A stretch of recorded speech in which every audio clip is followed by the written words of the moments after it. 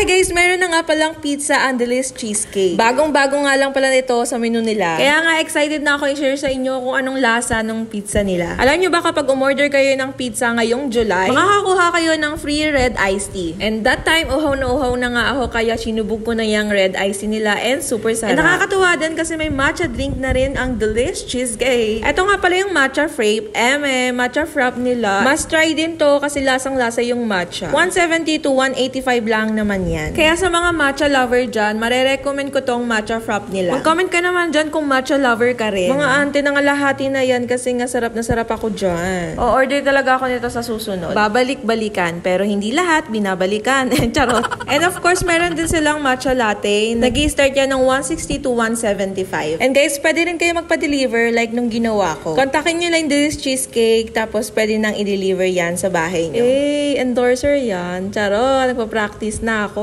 Yee! So, eto na nga yung pizza nila, mga te. Ay, nawala.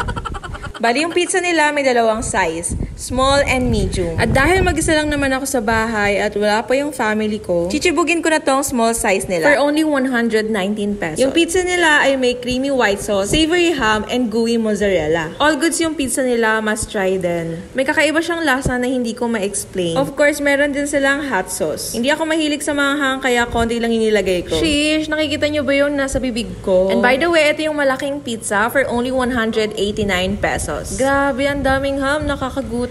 By the way, hindi ako mahilig sa pizza pero all goods to. Kaya ano pang hinihintay nyo, pumunta na rin kayo sa Delicious Cheesecake or kontakin nyo sila para ipa-deliver sa house nyo. O diba, si Ata pang tao, ang daming hot sauce ni ante. Pa-cheers pa yan, mga ante. O kaya masasabi ko sa inyo na legit yung hot sauce nila kasi ayan.